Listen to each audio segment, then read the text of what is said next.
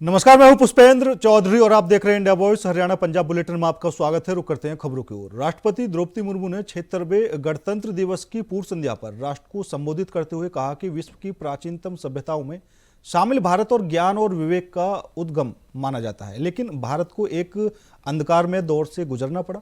आज के दिन सबसे पहले हम उन सूरवीरों को याद करते हैं जिन्होंने मातृभूमि को विदेशी शासन की बेड़ियों से मुक्त करने के लिए बड़ी से बड़ी कुर्बानी दी। प्यारे देशवासियों, नमस्कार। इस ऐतिहासिक अवसर पर आप सबको संबोधित करते हुए मुझे बहुत प्रसन्नता हो रही है। गणतंत्र दिवस की पूर्व संध्या पर मैं आप सबको हार्दिक बधाई देती हूँ।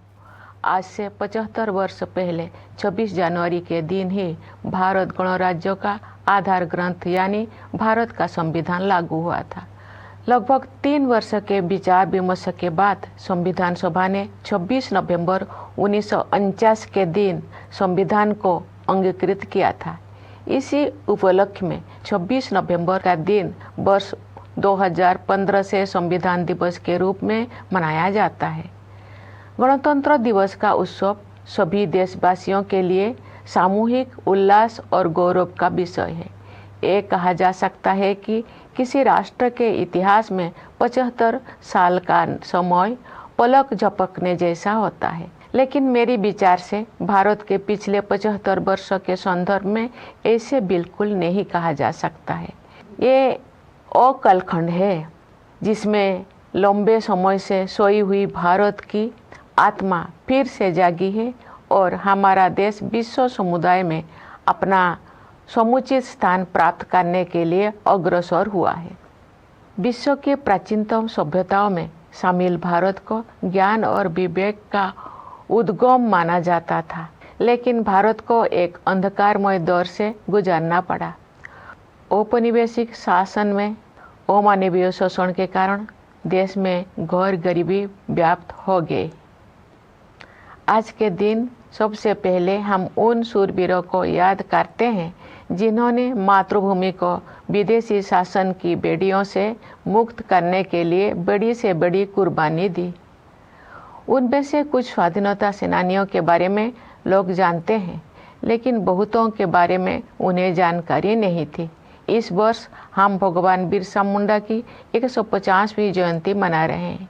वे ऐसे अग्रणी स्वाधीनता सेनानियों में शामिल हैं जिनकी भूमिका को राष्ट्रीय इतिहास के संदर्भ में आप समुचित महत्व दिया जा रहा है।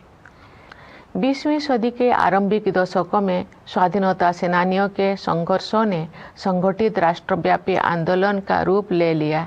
देश का सौभाग्य था कि महात्मा गांधी, रविंद्रनाथ टैगोर और बाबा साहेब आम्बेडकर जैसे महान विभूतियों ने हमारे देश के लोकतांत्रिक मूल्यों को फिर से जीवंत बनाया।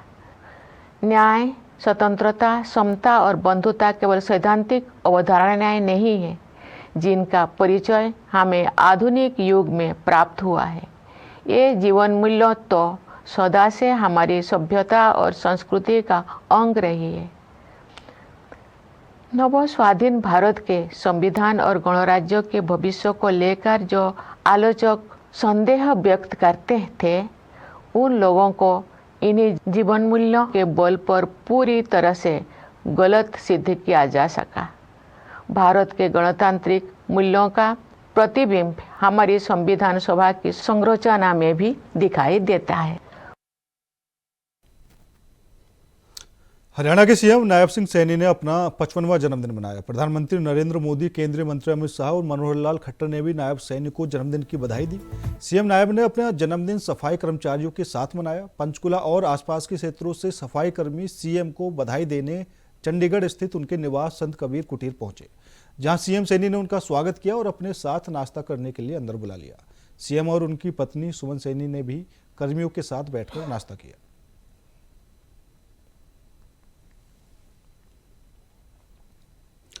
गुरुग्राम के सदर बाजार में एक दुकानदार के साथ मारपीट का मामला सामने आया है, जहां एक युवक ने खरीदे हुए बिजली मीटर को वापस नहीं बदलने के कारण दुकानदार के साथ मारपीट की। ये पूरी वारदात वहां लगे सीसीटीवी कैमरे में कैद हो गई, जिसमें साफ तौर पर देखा जा सकता है कि आरोपी युवक दुकानदार अमोल तायल के साथ बहसबाजी करते हुए नजर आ रहा है और फिर गाली गलौज तक उतारू हो गया। बात यहीं तक नहीं रुकी, आरोपी युवक ने उसी बिजली मीटर को दुकानदार के सिर में दे मारा, जिससे दुकानदार घायल हो गए। एक कोई कस्टमर मुझसे कोई सामान ले गया था, कोई मीटर वगैरह, तो उसने आके बोला जी इसको बदलो। मैंने कहा जी इसकी तो एक्सपायर हो चुकी है, मतलब ये बदला नहीं जाएगा। तो मतलब ऐसे कोई बात हुई तो वो बंदा बहुत एग्रेसिव हो गया और उसने क्या करा, वो मीटर उठा के उनके सर में मारा 2 बार। तीसरी बार वो मारने वाला था, वो तो दुकान के लड़के नौकर ने उसको पीछे धक्का मार दिया। अगर वो तीसरा मीटर भी मार दे तो उनकी जान भी जा सकती थी। अगर जानलेवा हमला किया गया उसके ऊपर गुड़गांव के अंदर। और जब हमने कार्रवाई करी और जब मैंने 100 नंबर पर फ़ोन किया, जब पुलिस आई तो पुलिस उस बंदे को ले गई। जब हमने फ़ोन किया पुलिस वाले के पास कि जी बंदा कहाँ है, तो पुलिस वाला बोलता है जी मैंने छोड़ दिया उसको। हमने पूछा जी आपने छोड़ क्यों दिया, आप तो कह रहे थे कि उसको थाने लेके आ रहे हैं। तो बोलता है जी मेरे से फालतू मतलब बोलो, जाओ छोड़ दिया तो कर रहे हैं वो कर लो। उसके बाद जी हम गए थाने में, हमने कहा जी ऐसे बात है, तो उन्होंने कहा जी वहाँ जाओ हॉस्पिटल, वहाँ जाके आप वहीं बंदा आएगा, वहीं रिपोर्ट लिखिएगा, सब कुछ होगा। जी हम यहाँ पे आए हैं, यहाँ पर भी कुछ नहीं किया गया। उसके बाद जब पुलिस वालों को कुछ बात पूछी गई उनसे कि जी गुड़गांव में क्या हो रहा है आपके रहते हुए, तो वो वही बोलते हैं तेरे को कर ले अरेस्ट, तू ज़्यादा बन रहा है, तेरे को करते हैं अरेस्ट 1 मिनट के अंदर हम। तो जी पुलिस की लापरवाही जो है इस पूरे मामले में देखी जा रही है। जी सारी लापरवाही पुलिस की है और किसकी है? अगर पुलिस ढंग की हो हमारे देश में तो काम ही ना हो ये। और जी मतलब सही से काम करने वाले पुलिस में है नहीं, मतलब आदमी बिल्कुल भी। भाई एक व्यापारी आदमी मतलब आराम से अपना काम कर रहा है और एक बाहर का आदमी आके उसको 3 बार सर में लोहे से मारता है, मतलब उसको इतना खौफ भी नहीं है पुलिस का कि मेरे साथ क्या होगा।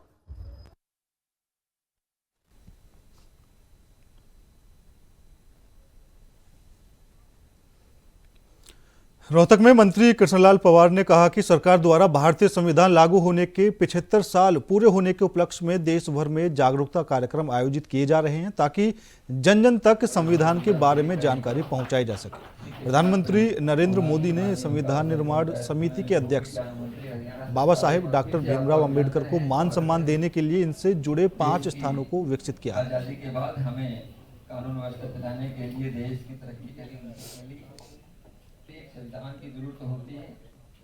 आजादी के बाद में बाबा साहब डॉक्टर भीमराव अंबेडकर के नेतृत्व में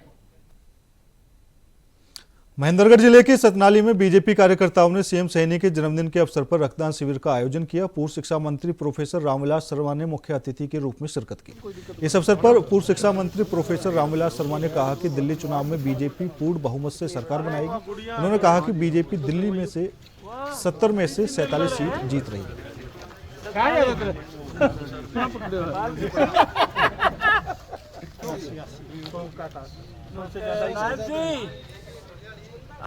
दिल्ली में भारतीय जनता पार्टी की सरकार बनेगी और क्योंकि ये मेरे आप सब जो पत्रकार हैं वो चश्मदीद गवाह हैं।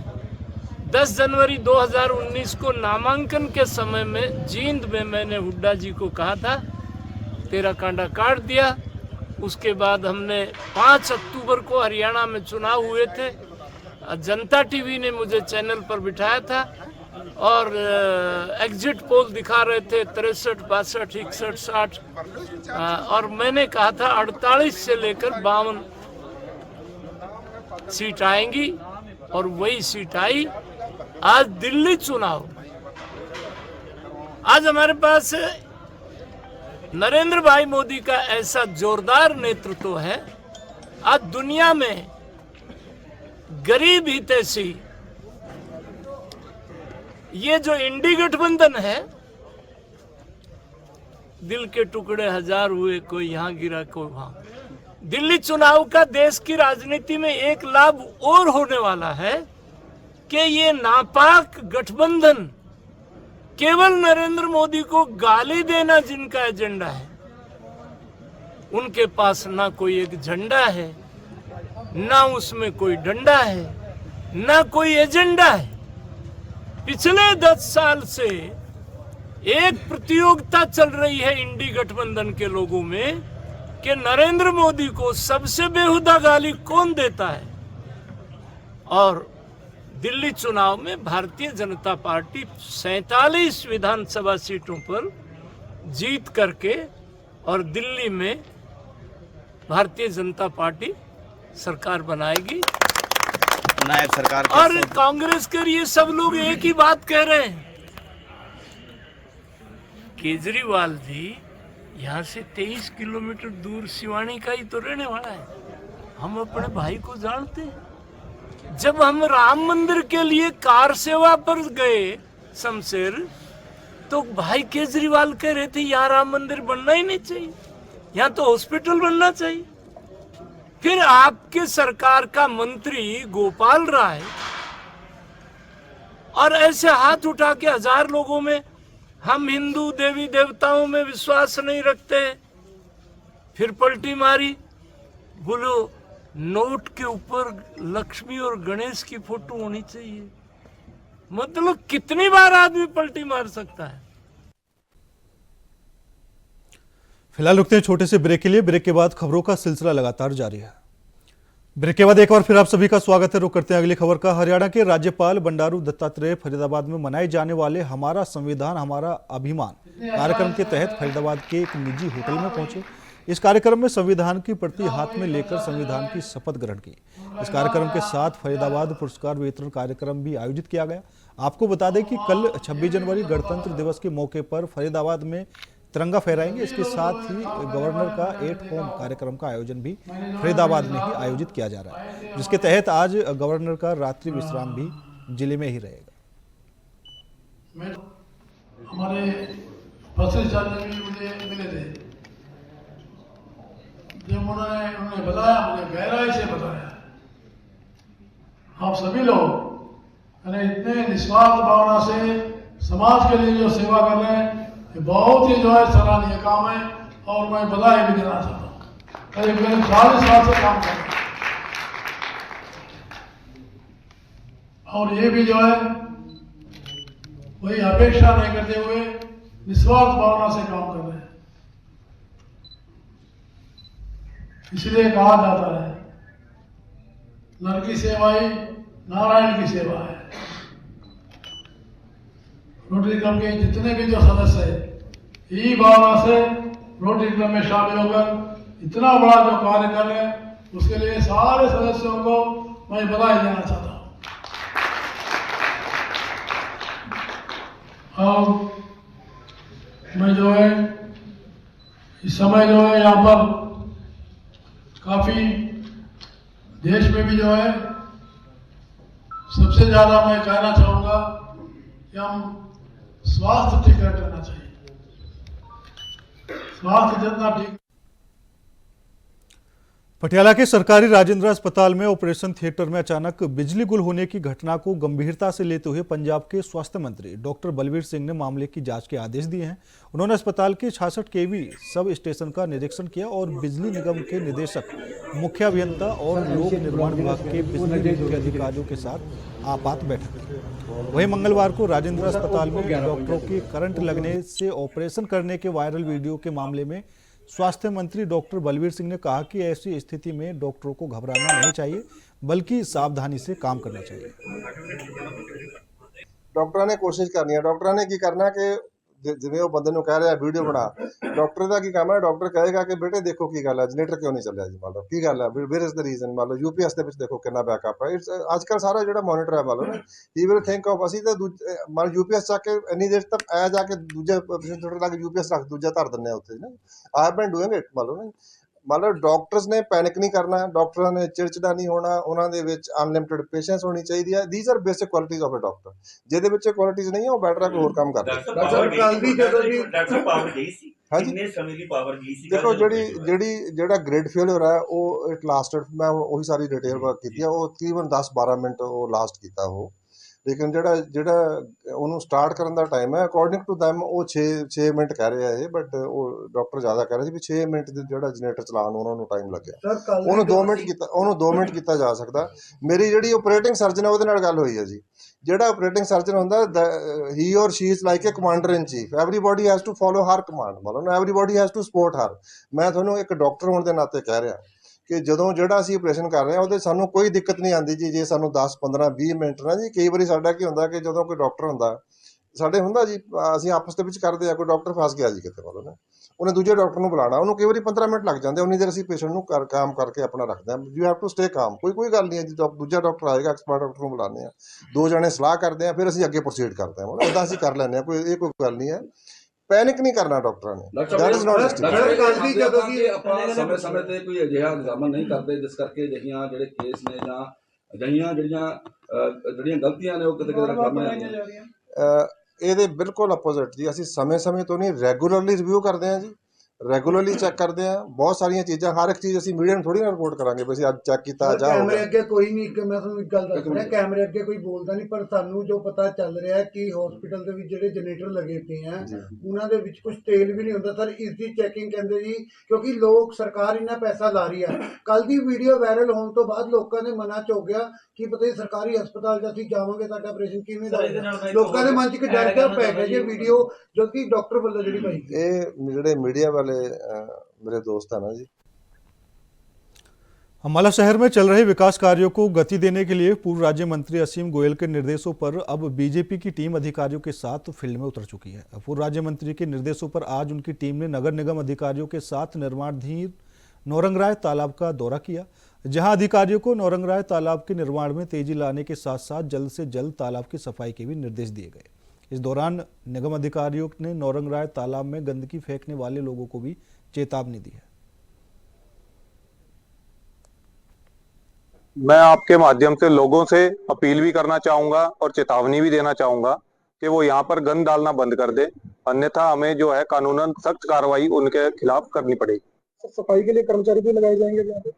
सफाई के लिए यहाँ कल से ही कर्मचारी लगा दिए जाएंगे, जो जितना कॉरिडोर जितना गंद है उसको निकालने के लिए कल से ही कार्रवाई स्टार्ट हो जाए। अभी जो है हमारी भारतीय जनता पार्टी की तीसरी बार सरकार जो है हरियाणा में फिर से बनी है और हमारे माननीय मुख्यमंत्री नायब सैनी जी, जिनका आज जन्म दिवस भी है, उसके लिए मैं पूरे नायब सैनी जी को भी और पूरे प्रदेश वासियों की तरफ से, अम्बाला वासियों की तरफ से और सबकी तरफ से उनको बहुत बहुत बधाई देता हूँ। भगवान उनके ऊपर खूब आशीर्वाद रखे और वो ऐसे ही देश की और हरियाणा की तरक्की के लिए काम करते रहें। और हमारी उम्मीद है कि अम्बाड़ा के अंदर भी वो खूब जो है हमारा जो भी काम रुके हुए हैं, जो भी हैं, वो फटाफट उनको शुरू करा के वो चलवा देंगे। अभी कल हमारे पूर्व राज्य मंत्री श्री असीम गोयल जी के द्वारा अम्बाला में कुछ जो हमारे मुहूर्त पुराने टाइम के कम से कम 300-400 जो मुहूर्त अभी पेंडिंग है, उसमें से 20-30 जो मुहूर्त हैं वो कल शुरू हुए हैं। अब वो बिहार जो है रोज मुहूर्तों की चलेगी और शहर के जितने भी रुके हुए काम है जो भी हैं वो सब अब शुरू होने जा रहे हैं और काम स्टार्ट होंगे। उसी के मद्देनजर असीम गोयल जी के द्वारा हमारी ड्यूटी लगाई गई थी कि जो हमारे मेन 3 प्रोजेक्ट हैं, चाहे वो नौरंगराय तालाब है, बाल भवन है और महावीर पार्क है। रेवाड़ी में अतिक्रमण को लेकर 2 दुकानदार आपस में भिड़ गए। दोनों दुकानदारों के बीच बाजार जमकर हाथापाई हुई और लाठी डंडे चले।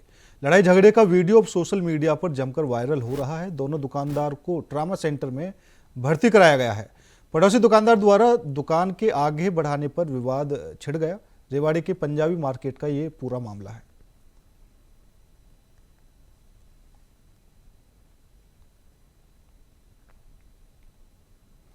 करनाल लघु सचिवालय के पास 2 सपा सेंटर में लंबे समय से देह व्यापार चल रहा था। पुलिस ने शुक्रवार देर शाम सपा सेंटर से छापेमारी की। इस दौरान सुपर मॉल में पुलिस बल को देखते ही हड़कंप मच गया। सेंटर में मौजूद युवक युवती भागने लगे, मगर पुलिस ने आपत्तिजनक स्थिति में पकड़ लिया। पुलिस के आगे युवक युवती गिड़गिड़ाते रहे, मगर पुलिस ने एक न सुनी और सख्ती के साथ कार्रवाई की। श्रीमान पुलिस अधीक्षक महोदय के आदेश अनुसार उनके पास काफ़ी शिकायतें आ रही थी, हमारे पास भी आ रही थी कि अपने करनाल के सुपर मॉल में सपा सेंटर के अंदर जिस्म परोसी का धंधा चल रहा है। उसी आधार पे आज हमने डीएसपी श्री नायब सिंह जी हेडक्वार्टर के नेतृत्व में एक रेड की गई थी 2 सोफा सेंटर में।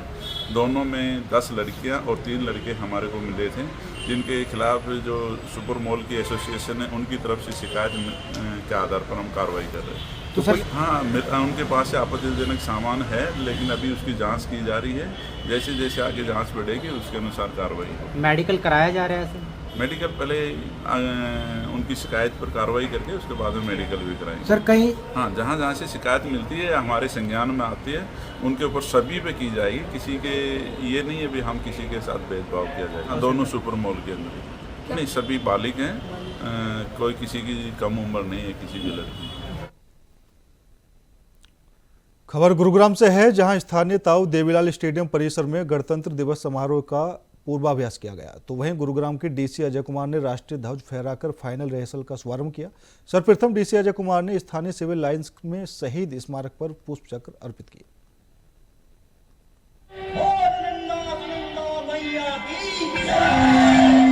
डीसी अजय कुमार ने फाइनल रिहर्सल यहां पर किया गया है। ताऊ देवीलाल स्टेडियम में गणतंत्र दिवस से पहले अभ्यास किया गया और डीसी अजय कुमार ने फाइनल रिहर्सल किया। तो गणतंत्र दिवस समारोह को लेकर तैयारियां पूरी हो चुकी हैं और जो भी कार्यक्रम होने हैं उनको लेकर पहले से ही अभ्यास किए जा रहे हैं और कल इन सभी कार्यक्रमों का शुभारंभ किया जाएगा। तो आज सभी कार्यक्रमों का जो अभ्यास है वो किया गया है। यहाँ पर सम्मान है और हमें